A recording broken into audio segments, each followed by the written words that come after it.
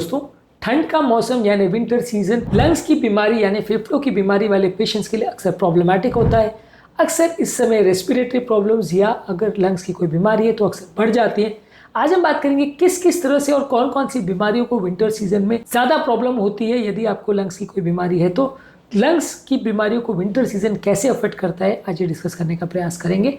Topic पर जाने से पहले जो लोग हमारे चैनल पर नए हैं उन्हें रिक्वेस्ट करूँगा आप चैनल को सब्सक्राइब करें, वीडियोस को लाइक करें, शेयर करें, फॉलो करें, कमेंट करें, पूरा देखें।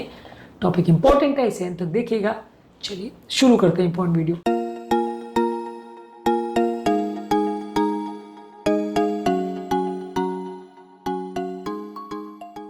सबसे पहले आपको समझने की आवश्यकता है कि अगर आपको कोई क्रॉनिक रेस्पिरेटरी कंडीशन है जैसे कि अस्थमा या क्रॉनिक ऑब्स्ट्रक्टिव पल्मोनरी डिजीज, ये सारी चीज़ों में वीजिंग, सांस फूलने का प्रॉब्लम और खांसी का प्रॉब्लम ठंड के टाइम ज़्यादा होता है, क्योंकि ठंड की वजह से कोल्ड एयर जो है आपकी श्वास की नलियों को इरिटेट करती है, जिसकी वजह से नलियाँ ज़्यादा सिकुड़ती है, ब्रोंकोस्पाज्म ज़्यादा होता है, जिसकी वजह से अस्थमा के अटैक ज़्यादा होते हैं। इसके अलावा ठंड के टाइम आपको एयर पोल्यूशन भी ज़्यादा देखने को मिलता है। वातावरण में मौजूद कार्बन डाइऑक्साइड या दूषित हवा जल्दी रिलीज नहीं हो पाती ठंड की वजह से, और उसकी वजह से वो काफ़ी ग्राउंड सरफेस पर बैठी रहती है, जिसे स्मॉग कहते हैं। अक्सर ऐसे टाइम पे ज़्यादा फ्रीक्वेंट फ्लेयर अप्स होते हैं अस्थमा के या ऑब्स्ट्रक्टिव एयरवे डिजीज वाले पेशेंट्स के लिए, और उनको कई बार हॉस्पिटलाइज करने की ज़्यादा बार ज़रूरत पड़ती है।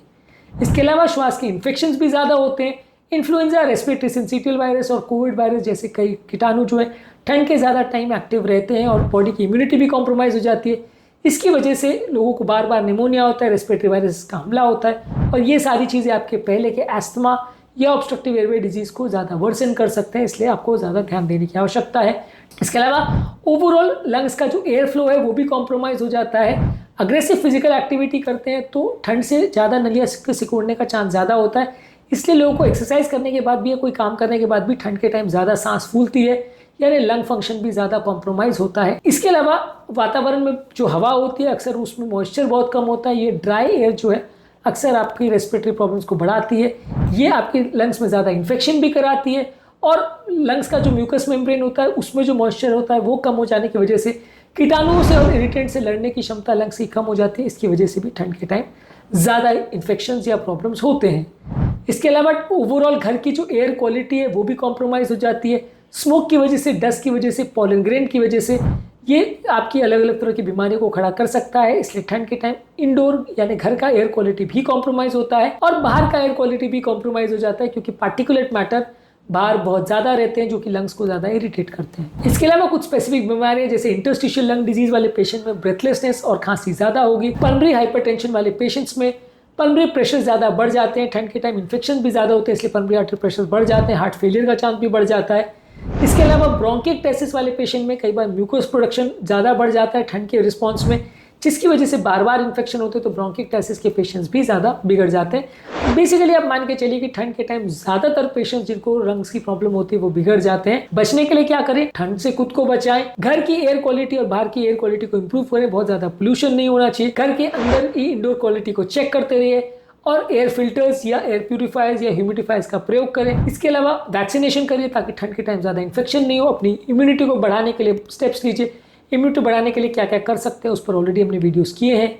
हाइड्रेशन या ह्यूमिडिफायर का ध्यान रखिए। हाइड्रेशन के लिए मतलब है कि आपको बहुत ज़्यादा मात्रा में पानी पीना है, ताकि आपका बॉडी डिहाइड्रेट नहीं हो और म्यूकस मेम्ब्रेन्स में प्रॉपर जो मॉइस्चर है वो मेंटेन रहे। और घर के अंदर ह्यूमिडिफायर का प्रयोग करते हैं तो वातावरण में जो हवा है वो ड्राई नहीं होती, जिसकी वजह से आपको लंग्स में इरिटेशन नहीं होता, प्रॉब्लम नहीं होती। तो यदि आप अफोर्ड कर सकते हैं तो घर में एयर प्यूरिफायर और ह्यूमिडिफायर का प्रयोग कर सकते हैं। इसके अलावा कुछ मेडिसिन का भी प्रयोग कर सकते हैं जो कि आपके अस्थमा के अटैक्स और प्रॉब्लम्स को कम कर सकता है। तो ये सारे मेडिसिन को यूज़ करने से आपके ओवरऑल अस्थमा का प्रॉब्लम कम हो सकता है, और फ्रीक्वेंट इन्फेक्शन जो ठंड के टाइम ज़्यादा होते हैं वो कम हो सकते हैं। तो ये सारी चीज़ों को आपको ध्यान रखना चाहिए यदि ठंड का मौसम है, क्योंकि ठंड का मौसम अस्थमा या लंग डिजीज वाले पेशेंट्स के लिए अक्सर ज़्यादा प्रॉब्लमैटिक होता है। आज के टॉपिक में हमने बात करी कि ठंड का मौसम लंग्स की कौन कौन सी प्रॉब्लम्स को बढ़ाता है और क्यों, क्या क्या इंपॉर्टेंट इश्यूज होते हैं और कौन कौन सी बीमारियों के इश्यूज बढ़ जाते हैं ठंड के टाइम। शॉर्ट में हमने ये भी डिस्कस किया कि इसको प्रिवेंट कैसे करें। हालांकि प्रिवेंटिव एस्पेक्ट को डिटेल में हमने एक अलग वीडियो में डिस्कस किया है। उम्मीद करूँगा कि आज के टॉपिक में कुछ नई बातें जानने को मिली होगी। जो लोग हमारे चैनल पर नए हैं उन्हें रिक्वेस्ट करूँगा कि चैनल को सब्सक्राइब करें, वीडियो को लाइक करें, शेयर करें, फॉलो करें, कमेंट करें, पूरा दें।